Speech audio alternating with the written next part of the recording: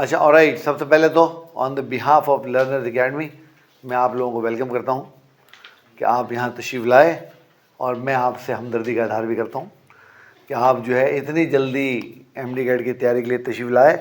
अल्लाह तुम्हारा भला करे। मैंने जब इंटर के एग्ज़ाम दिए थे, तो उसके बाद एक हफ़्ते तो हम घर पर पड़े हुए सोते रहे। मेहनत की थी ना बहुत हम लोगों ने। एक हफ़्ते बाद मेरा एक दोस्त है, वो मेरे पास आया और उसने मुझे कहा यार एंट्री टेस्ट की तैयारी करनी है। मैंने कहा वो क्या होता है? तो उसने फिर मुझे बताया कि यार ये ऐसे ऐसे मेडिकल कॉलेज में आजकल दाखिला डायरेक्ट नहीं हो जाता, उसके लिए एक टेस्ट देना पड़ता है, तो उसको जो है वो मेडिकल कॉलेज एडमिशन टेस्ट बोलते हैं, भारत। तो एक हफ़्ते बाद हम एक सेंटर पे गए जहाँ डेमो क्लासें हो रही थी, एक हफ़्ते बाद एग्ज़ाम के। और इधर आप लोग हैं माशाल्लाह, एग्ज़ाम से पहले पढ़ने तशरीफ़ ले आए, तो मेरी हमदर्दी आप लोगों के साथ है। अब आप में से कुछ लोग मुझे जानते हैं, कुछ लोग हो सकता है मुझे ना जानते हो। तो अगर आप लोग मुझे जानते हैं तो बहुत शुक्रिया आपका, और अगर आप मुझे नहीं जानते हैं तो भी कोई मसला नहीं है। मैं डॉक्टर आसिम महमूद हूँ, सही है। और मैं यहाँ पर आपको कोशिश करूँगा कि थोड़ी सी बायोलॉजी पढ़ाऊँ। कोशिश करूँगा भाई, पढ़ाना एक बहुत बड़ा आर्ट है और हमें तो खैर इतनी चीज़ों का ना पता है ना आती हैं। अच्छा, अब इससे पहले कि मैं आपको बायोलॉजी के बारे में कुछ बताऊं या कुछ पढ़ाऊं, हम जो है वो एक बड़े काम की बात आज करेंगे। और वो काम की बात क्या है? आज हमने एक बहुत काम की बात करनी है, और मैं चाहता हूं कि ये जो काम की बात है वो आज हम पहले दिन ही कर लें, ताकि उसके बाद हमें ये बात दोबारा ना करनी पड़े। ठीक है? वो काम की बात क्या है? आप लोग डॉक्टर क्यों बनना चाहते हैं? आप लोग डॉक्टर क्यों बनना चाहते हैं? फॉर गॉड सेक ये ना कहना कि मेरी अम्मी ये चाहती हैं, मेरे अब्बा ये चाहते हैं, दादी अम्मा की ख्वाहिश थी मेरी पोती या पोता डॉक्टर बने। फॉर गॉड सेक ये ना करना। Why you want to become a medical professional? क्या वजह है मेडिकल डॉक्टर बनने की? शाह भाई बताइए। खुद का इंटरेस्ट है। क्या इंटरेस्ट है? तुमने क्या देखा मेडिकल फील्ड में ऐसा जो तुम्हें इंटरेस्टेड हो गई उसके अंदर? नहीं, उसमें क्या चीज़ देखी तुमने बेटा? तुम्हें पता है, मैं जब तुम्हारे जितना था, यानी स्कूल गोइंग किड था और ये था, मुझे बड़ा शौक था एयरफोर्स में जाने का। ठीक है? और मैं उसके लिए सोचता भी था। फिर मुझे मेरा एक दोस्त मिला और उसने कहा बेटा तू एयरफोर्स में नहीं जा सकता, और वो दोस्त ये था, क्योंकि चश्मा लगा के तो आप पायलट नहीं बन सकते ना, उसके लिए विजन आपका 6x6 होना चाहिए। तो मेरे चश्मा लग गया। जब मेरा चश्मा लगा तो मैं जो है वो एयरफोर्स में जाने का ख्वाब मेरा जो है वो दबड़ दूध हो गया, और बहुत सही हुआ, क्योंकि आज फौजियों को जितनी गालियाँ पड़ रही, अच्छा हुआ मैं फौज में नहीं किया, नहीं तो मुझे भी गालियाँ पड़ रही होती। खैर एनीवेज, तो उसी ज़माने में, जिस ज़माने में ये सब कुछ हो रहा था, तो मैं इंट्रोड्यूस हुआ ह्यूमन हार्ट से। और मैंने जब ह्यूमन हार्ट को काम करते हुए देखा, मतलब उस वक्त तो देख तो क्या सकते थे, पढ़ा मैंने उसके बारे में, तो आई गॉट अमेज्ड। मैंने कहा भाई ये क्या हो रहा है? एक ऐसी चीज़ है जो हमारे पैदा होने से पहले से बीट कर रही है। तो मैं बताएं, ह्यूमन डेवलपमेंट कितने टाइम होती है? 270 या 280 डेज तकरीबन, वो 9 मंथ्स का जो पीरियड होता है, उसमें जो 40th डे होता है डेवलपमेंट का, 40वां दिन, उस दिन हमारा हार्ट बीट करना शुरू कर देता है, और वो उस वक्त तक बीट करता रहता है जब तक हम जिंदा रहते हैं। हम 10 साल जिंदा रहें, 20 साल जिंदा रहें, 30 साल जिंदा रहें, 50 साल जिंदा रहें, 100 साल जिंदा रहें, हार्ट बीट करता रहेगा। और अगर आप पाकिस्तानी ड्रामों में हैं तो आपका हार्ट बंद होने के बाद भी आप जिंदा रह सकते हैं। वो एक ड्रामा मैंने देखा। मैं तो कल ड्रामा नहीं देखता हूँ। वो एक ज़माने में मेरी अम्मी हैदराबाद में हमारे साथ रहती थी, आजकल वो कराची में है। तो मेरी अम्मी, मेरी भाभी, मेरी बीवी, मेरी दोनों बहनें, वो रात वो 8 से 9 प्राइम टाइम के ड्रामे देखती थी, और मैं उनके बीच में जाके बैठ जाता था और ड्रामों की बुराइयाँ करता था। तो वो एक ड्रामा वो देख रही थी, मेरे पास तुम हो। ओह, उसमें वो दानिश जो है वो मर रहा है, अस्पताल पहुंच गया, दिल बंधे बातें कर रहा है। मैंने कहा भाई सुभान अल्लाह, ये कार्रवाई सिर्फ ड्रामों में हो सकती है। खैर, तो जब मैंने ह्यूमन हार्ट को काम करते हुए देखा ना, मैंने कहा यार इतना ज़बरदस्त मशीन है, ब्लड पंप कर रही है और थकती ही नहीं है कभी, वेट करती जा रही है, करती जा रही है, करती जा रही है। तो उसने मुझे ना मैस्मराइज कर दिया। मैंने कहा ऐसे कैसे हो रहा है? तो मैंने सोचा इसके बारे में पढ़ना चाहिए, और इसके बारे में पढ़ने के लिए आपको एक सब्जेक्ट पढ़ना पड़ता है, उसका नाम है फिजियोलॉजी। क्या नाम है बेटा उसका? उसका नाम है physiology. Physiology is the study of normal function of life, normal functions की स्टडी। तो हार्ट कैसे काम करता है या फिजियोलॉजी में पढ़ते हैं। अब प्रॉब्लम ये है कि मैंने पढ़ना था ह्यूमन हार्ट, तो मैंने पढ़नी थी ह्यूमन फिजियोलॉजी। अब ह्यूमन फिजियोलॉजी पढ़ने के लिए दुनिया में सिर्फ एक जगह है, मेडिकल कॉलेजेस। कौन सी जगह है? Medical colleges. तो मैंने डिसाइड किया कि मैं जो है वो प्री मेडिकल ग्रुप लूँगा और 2 मोटिवेशन थी उसके पीछे। एक मैथमेटिक्स नहीं पढ़नी पड़ेगी क्योंकि प्री इंजीनियरिंग वाले मैथमेटिक्स पढ़ते हैं, हम तो नहीं पढ़ते। और दूसरी मोटिवेशन कि यार ये सिस्टम पढ़ेंगे बड़ा मज़ा आएगा। और अल्हम्दुलिल्लाह अल्लाह ताला ने मेरी जो है वो उस ड्रीम को पूरा किया। और मैंने तो एंटीडे एक ही दवा दिया, मैं निकल गया, थ्रू हो गया। तो मैंने किया MBBS है भाई, जो करने का आप लोग ख्वाब देख रहे हैं। क्या होता है MBBS की फुल फॉर्म पता है किसी को? Bachelor of medicine and bachelor of, ये तुम्हें किसे बताइए? गूगल बाजी ने बताइए। MBBS का मतलब होता है मियाँ बीवी बच्चों समेत। MBBS से क्या मतलब होता है? मियाँ बीवी बच्चों समेत। हाँ हाँ, तुम्हें बात किसी ने नहीं बताई? क्योंकि जब तुम डॉक्टर बन जाओगे फिर तुम क्या करोगे? फिर तुम पैसे बनाओगे। जब तुम पैसे कमाओगे तो फिर क्या होगा? अम्मी बोलेंगे भाई पैसे कमाने लग गया या लग गई है, पकड़ो उसकी शादी करो। तो जब तुम शादी कर लोगे तो इंशाल्लाह अल्लाह ताला आपको औलाद भी दे देंगे। तो जब अल्लाह ताला आपको औलाद भी देंगे तो फिर क्या होगा? फिर क्या होगा? मियाँ भी होगा, बीवी भी होगी, बच्चे भी होंगे और साथ होंगे। तो MBBS का मतलब है मियाँ बीवी बच्चों समेत। ऐसे ऐसे नहीं, ऐसे नहीं, आपने सही सुना है। It is bachelor of medicine and bachelor of surgery. तो मैं चूँकि एक बहुत ही फारिग आदमी हूँ और मरीज वरीज तो मैं देखता नहीं हूँ, ना मुझे शौक है। तो मैंने उसके बाद एक और काम किया, मैंने की एक डिग्री, उसको आप कहते हैं MPhil, it's master of philosophy. तो मैं उसके बाद भी फारिग बैठा हुआ था, तो मैंने कहा मैं कुछ तो करता हूँ। फिर मैंने की MSc, फिर मैं फारिग बैठा हुआ था। फिर मैंने एक चीज़ की, उसको कहते हैं पोस्ट ग्रेजुएट डिप्लोमा, मैं फिर भी फारिग बैठा हुआ। तो फिर मैंने एक और चीज़ की जिसको कहते हैं CME, मैंने 1-2 चीज़ें और भी की, मैं दफ़ा करूँ। तो मैंने हर फजूल काम किया है जो पाकिस्तान में फजूल काम है। यानी लोग ज़िंदगी निकाल देते हैं, एक डिग्री नहीं मिलती उनको। यहाँ अल्लाह ताला ने हमें 4-4 5-5 ऐसी दे दी हैं और कोई एफर्ट नहीं लगी, कोई मेहनत नहीं लगी। खैर बहरहाल, अब आज जो आपने और मैंने बात करनी है वो बड़ी इंपॉर्टेंट बात है। अब वो इम्पॉर्टेंट बात क्यों है? तुम में से कितने लोग ये जानते हैं? अच्छा, क्या तुम्हें ये बात मालूम है कि पाकिस्तान के लॉज के मुताबिक, पाकिस्तान के जो कवानीन है, जो स्टूडेंट किसी एक सूबे का डोमिसाइल रखता है वो किसी दूसरे सूबे की सरकारी यूनिवर्सिटी में दाखिला नहीं ले सकता। क्या ये बात आप लोगों को मालूम है? मेरा डोमिसाइल अगर हैदराबाद का सिंध का है तो मैं सिंध के अलावा किसी दूसरे प्रोविंस में जाके दाखिला नहीं ले सकता। ये बात आप लोगों को पता है? Very good. तो बाय लॉज के मुताबिक मुझे रहना है कहाँ पे? सिंध में, और मुझे सारा टाइम सिंध में गुजारना है। कितने मेडिकल कॉलेज हैं सिंध में? पता है किसी को? देखिए ना, आप एक काम करने जा रहे हैं तो आपको होमवर्क तो होना चाहिए ना। क्या ख्याल है, कितने मेडिकल कॉलेज हैं सिंध में? किसी को पता है number of medical college in province of Sindh? 12। There are 12 medical college in province of Sindh. 13वां अभी खुल रहा है, इस साल वो काम शुरू कर देगा इंशाल्लाह। बल अभी तो 12 ही। और इन 12 मेडिकल कॉलेज में मैं बात कर रहा हूँ मेडिकल कॉलेज जो आपको MBBS की डिग्री अवॉर्ड करते हैं ना, उनकी बात हो रही है। 12 मेडिकल कॉलेज में, इन 12 मेडिकल कॉलेज में एक साल में, क्योंकि PMDC के रूल्स के मुताबिक मेडिकल में दाखिला एक साल में एक ही मरतबा होता है। इसलिए आप देखते हो MD कैट साल में एक मरतबा होती है, दाखिले हो जाते हैं, पूरे साल सुकून रहता है, अगले साल नया MD कैट, नए दाखिले और सिलसिला चलता रहता है। तो 12 मेडिकल कॉलेज में हमारे पास 2450 सीट्स हैं टोटल। तो सिंध में मेडिकल की सीट कितनी है? कितनी है? 2450, इससे ज़्यादा नहीं। तो ये बात आप लोग समझ गए हो? अच्छा, ये तो मेडिकल का हो गया ना। आपको पता है मेडिकल प्रोफेशनल एक और भी होते हैं, क्या? डेंटल साइंसेस, जिसको आप बैचलर ऑफ डेंटल सर्जरी बोलते हो। तो मैं डेंटल कॉलेज के लिख देता हूँ ना,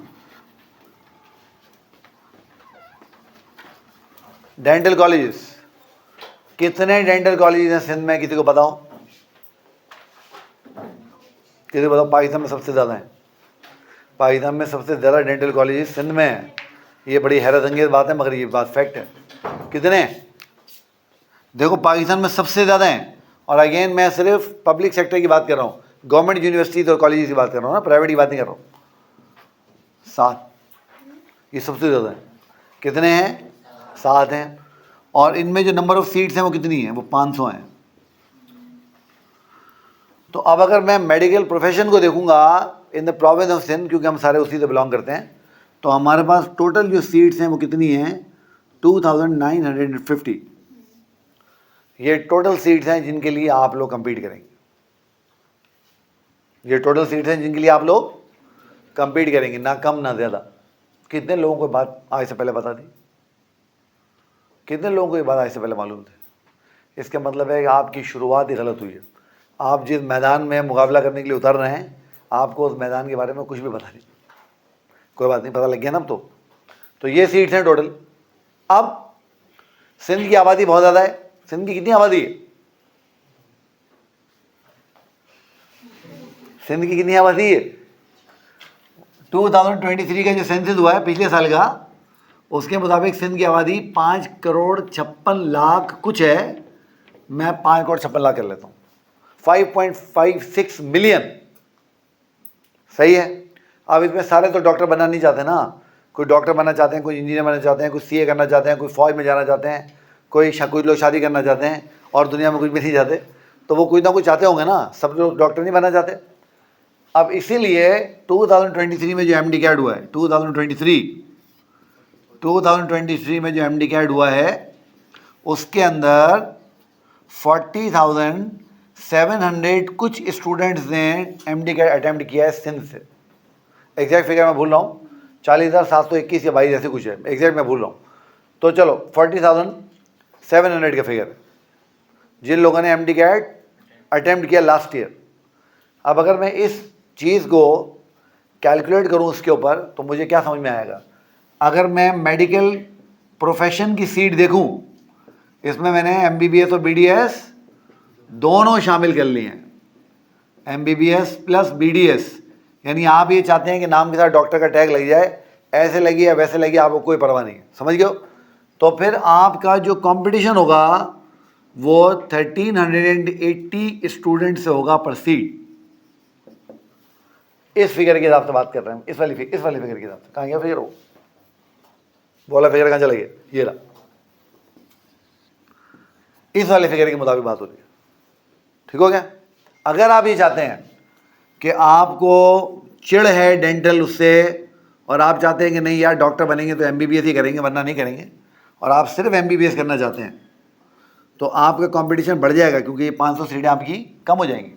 तो आपका ये कंपटीशन पहुंचेगा 1680 पर सीट पर। और अगर आप जुनूनी हैं और आप डेंटिस्ट्री करना चाहते हैं, जैसे 2010 में हमारी एक स्टूडेंट थी, उसका नाम था गाजिया, उसने हैदराबाद बोर्ड टॉप किया, वो आई मिठाई का डब्बा ले गए।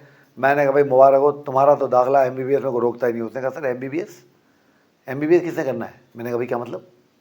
उसने कहा सर मैं बीडीएस करूँगी, मेरा बचपन से ख्वाब है दांतों का डॉक्टर बनने का। अब वो देखो, वो बोर्ड टॉपर थी, मगर उसका बचपन से क्या ख्वाब था कि वो दांतों की डॉक्टर, और वो बनी, और बड़ी ज़बरदस्त बनी। तो ये बीडीएस में उसका बड़े मज़े दाखिला हो गया। अब अगर आप बीडीएस में कम्पीट करने जा रहे हैं, तो बीडीएस की टोटल सीटें कितनी हैं? 500। तो आपका जो कंपटीशन पहुंचेगा वो पहुंचेगा 8,100 पर सीट पर।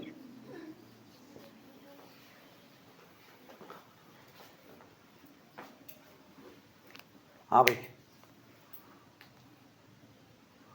सवाल ये पैदा हो रहा है कि मैं ये सारी बातें तुमसे कर रहा हूँ, और इस वक्त मैं तुम्हें जहर लग रहा हूँ कि मैं तुम्हें इतने मुश्किल बातें बता रहा हूँ, और तुम्हारा पूरा मैंने वो ख़राब कर दिया।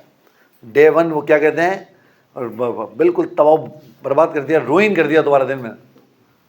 ये बातें मैं आपको क्यों बता रहा हूँ? हाँ भाई, नहीं, मैं ये मोटिवेशन हो रही है। अब भाई ये तो डीमोटिवेट कर रहा हूँ भाई मैं। ये बातें मैं आपको क्यों बता रहा हूँ? इसके पीछे 2 वजूहत हैं। पहली वजह ये है कि मैं अपनी गर्दन बचा रहा हूँ। Honest to God. अल्लाह मियां ने क्या है कुरान पाक में कि जब क़यामत के दिन लोग जमा होंगे ना, अल्लाह ताला उनसे पूछेंगे, उन नेमतों के बारे में सवाल करेंगे जो उनको दी गई। तो ये एक नॉलेज है ना, ये मेरे इल्म में है, अल्लाह ताला ने मुझे नेमत दी है, मुझे नॉलेज दी है। तो अल्लाह ताला मेरे से पूछेंगे भाई तुझे पता था ये सारी सूरत हाल थी, बच्चे आते थे बैठते थे, तूने उनको बताया क्यों नहीं? मैं बोलूँगा मैंने बताया था। तो मैं क्या कर रहा हूँ, मैं अपनी गर्दन बचा रहा हूँ उस दिन के लिए। मैं बोलूँगा भाई मैंने बता दिया था, अब इन्होंने जो भी किया वो इनका अपना मसला है, अपन अपने तौर पर क्लियर है। दूसरी बात, ताकि आपको अंदाज़ा हो कि जिस जगह आप जा रहे हैं वो जगह आसान नहीं, ये काम आसान नहीं है। वो क्या कहते हैं पश्तो में, वो कहते हैं द गलती गुंजाइश निश्चय, गलती की कोई गुंजाइश है ही नहीं। लास्ट ईयर हैदराबाद की आखिरी सीट कितने परसेंटेज में गई है? 87.6 कुछ परसेंटेज में गई है। अगर 87.61 पे गई होगी तो तुम जाके ज़रा वो लिस्ट देखो कि 87.60 वाले लोग कितने हैं। 0.1% से सीट निकल जाती है, 0.1% से। एक सवाल गलत हुआ और सीट गई, इसलिए गलती की गुंजाइश नहीं। आप जब यहाँ पे आए तो आपने देखा वो बाहर इतने सारे फ़ोटो लगे हुए, वो सारे स्टूडेंट यहीं बैठते थे ना, कि वो कोई टाइम होगा वो सारे स्टूडेंट यहीं बैठते होंगे, यहीं पढ़ते होंगे, सब कुछ यहीं करते होंगे। तो उन्होंने करके दिखाया, ये कर लेंगे आप लोग, नामुमकिन नहीं है, मगर उसके लिए मेहनत करनी। अब सवाल पैदा होता है मेहनत कैसे करनी पड़ेगी, कि आज मैं आपसे सारी बातें आज ही आज कर लूँ ताकि फिर नेक्स्ट टाइम हमें ये कोई बात दोहरानी ना पड़े। मेहनत कैसे होगी आपके ख्याल में? मेडिकल कॉलेज में दाखिला कैसे हो? ये किताब दिखाओ मुझे। सबसे पहला काम क्या करना है? सबसे पहला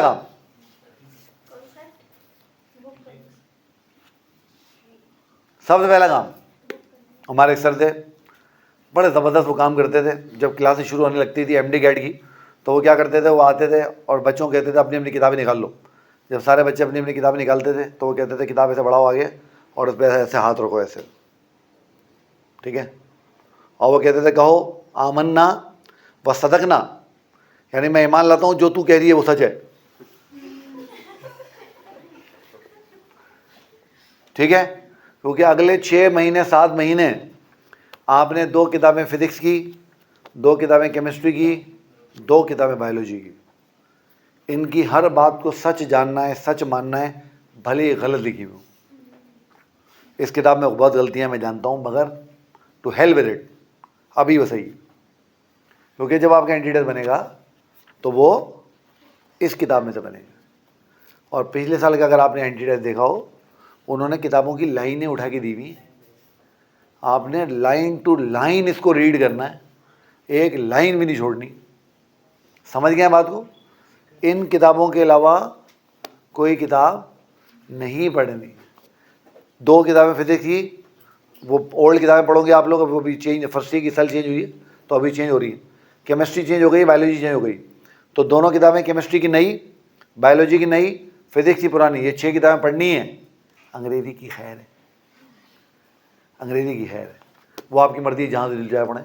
आप तो वैसे ही हो जाए पैदाइशी अंग्रेज़ हैं सारे सर, तो अंग्रेज़ी जहाँ से दिल चाहता है पढ़ें, मगर फिजिक्स केमिस्ट्री बायोलॉजी किताबें आपने टेक्स्ट बुकें पढ़नी है, सिंध टेक्स्ट बुक बोर्ड की। फिर क्या होगा, जब आप पढ़ रहे होंगे, आपकी कोई सहेली या आपका कोई दोस्त आपके पास आएगा जो कहीं और पढ़ रहा होगा, और वो बोलेगा ओहो दकियानू से किताब पढ़, सिंध टेक्स्ट बुक बोर्ड की, मैं तो जो है क्या कहना चाहिए, सी बैट्स पढ़ रहा हूँ।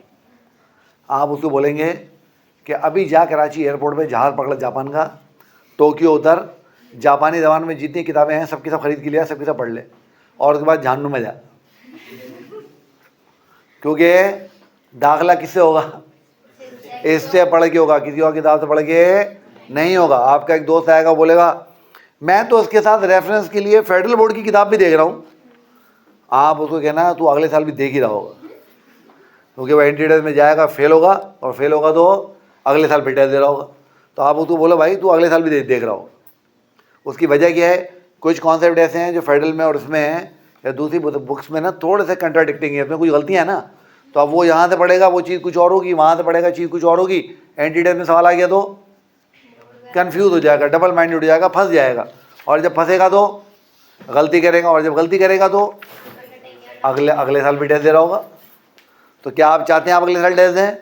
इसलिए इस किताब के अलावा खुदा का वास्ता कुछ भी मत पढ़ना, इससे मुराद टेक्स्ट बुकों के अलावा, ठीक है। एमसीक्यूज की प्रैक्टिस जितनी हो सकती है उतनी करनी, एमसीक्यू की प्रैक्टिस जितनी हो सकती है उतनी करनी है। जितने एमसीक्यू मिल जाएं, जहां से मिल जाएं, लें, पकड़ें, सॉल्व करें, धड़ाधड़ सॉल्व करें। मैं जब आपकी जितना था एनडीएस की तैयारी कर रहा था तो मुझे एक बहुत ही अच्छे और बहुत ही काबिल जो टीचर मिल गए थे। उन्होंने मुझे बड़ा ग्रूम किया, उन्होंने मुझे बड़ा ग्रूम किया, बड़ा सिखाया, बड़ा पढ़ाया, और बहुत मुझे उन्होंने जो है वो अल्लाह उनका भला करे, आजकल वो यूएसए चले गए, तो उन्होंने जो है मुझे बड़ा सिखाया। तो उन्होंने मुझे कहा आसिम एमसीक्यू सॉल्व करने हैं, बहुत सॉल्व करने हैं, और वो एमसीक्यू देते भी थे मुझे ला के। मैंने खुद भी कुछ बुक्स जो है खरीद ली थी। तो मैंने बाद में हिसाब लगाया, जब मैं टेस्ट दे के फारिग हो गया तो मैंने उस तैयारी में कोई 60-70 हज़ार एमसीक्यू सॉल्व किए हुए थे। इतने मैंने एमसीक्यू सॉल्व किए। अब जब इतने एमसीक्यू आप सॉल्व करके जाते हैं टेस्ट देने तो आप थोड़े कॉन्फिडेंट भी होते हैं कि यार पढ़ाई भी हुई है, एमसीक्यू भी सॉल्व हुए हैं, देख लेंगे जो सवाल आएगा। तो मैं गया, मैंने बुकलेट खोली, टेस्ट शुरू हुआ। बायोलॉजी का पोर्शन था, पहला सवाल क्या था? मलेरिया इज कॉज्ड बाय, क्या सवाल था? और वो इतना अहमकाना, इतना बेवकूफ़, इतना पागल सवाल था, उसको देख के मेरी तो हंसी निकल गई और मैं हंसने लगा सवाल लेके। मैंने कहा ये क्या बकवास है, ठीक है, क्योंकि मैं तो इतने एमसीक्यू पता नहीं कौन कौन सॉल्व करके आया था। तो वो जब मैं पेपर में मैंने वो सवाल देखा और मैं हंसने लगा, तो वो जो इन्वेजिलेटर घूम रहा था वो समझा कि पेपर को देख के ना इसको कुछ हो गया। And literally I am telling you the truth, Allah भला करे उसका। पता नहीं कि वो गाड़ी वाले साहब थे, उसने देखा यार ये पेपर देख के हंस रहा है। तो वो बेचारा ऐसे ही टहलता हुआ मेरे पास आया, 7 जनवरी ऐसी सर्दी हो रही थी कड़ाके की। वो मेरे पास आया, मुझे कह रहा बेटा सब खैरियत है? मैंने कहा जी जी। कह रहा पानी वानी पियोगे? मैंने कहा इतनी ठंड में पानी कौन पिएगा भाई। मतलब वो तो बेचारा पानी वानी पिलाने आया था मुझे, उसने कर लिया, इसका तो हो गया काम। एक और काम जो आप करेंगे वो क्या करेंगे, आप लोगों ने पास पेपर ज़रूर सॉल्व करने हैं। 2017 तक के पास पेपर तो बुकलेट की फॉर्म में यहाँ रखे हुए मेरे पास, मेरे से ले लो, फोटोकॉपी उसकी कराओ, धड़ाधड़ उनको सॉल्व करो। नतीजा क्या होगा, जब एमसीक्यू सॉल्व करोगे ना, पास पेपर सॉल्व करोगे, टेस्ट का फियर निकल जाएगा दिल से। तुम्हें पता लगेगा कितने अहमकाना, कितने पागल सवाल आते हैं एनडीएस के अंदर। और 2017 के बाद वाले जो पेपर हैं वो मेरे पास पीडीएफ में वैसे पड़े हैं, वो में से वैसे ले लो। पास पेपर सॉल्व करो, धड़ाधड़ सॉल्व करो। जितना पास पेपर सॉल्व करोगे उतनी प्रैक्टिस ज़्यादा होगी, जितनी प्रैक्टिस ज़्यादा होगी उतना काम अच्छा होगा। आखिरी बात जो हमने करनी है आज की, जो बहुत काम की बात है, वो बात क्या है? वो बात ये है कि एक वेबसाइट है, उस वेबसाइट का नाम है ये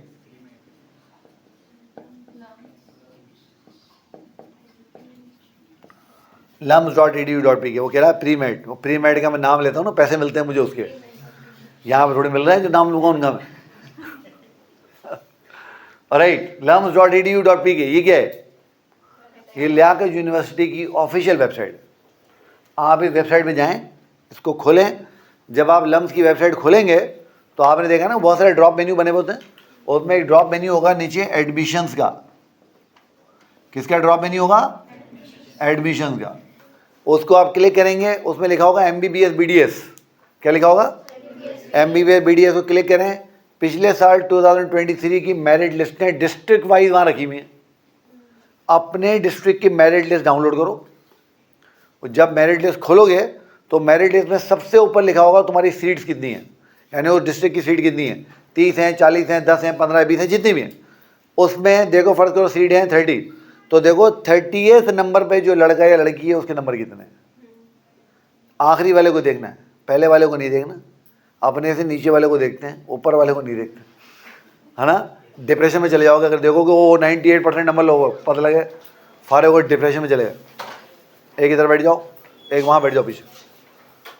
बात समझ गए हो? तो आप लोग क्या करोगे, वो आप जाओगे वेबसाइट खोलोगे, उसमें अपने डिस्ट्रिक्ट की लिस्ट निकालो और देखो कि आखिरी सीट कितने % पे गई हुई है।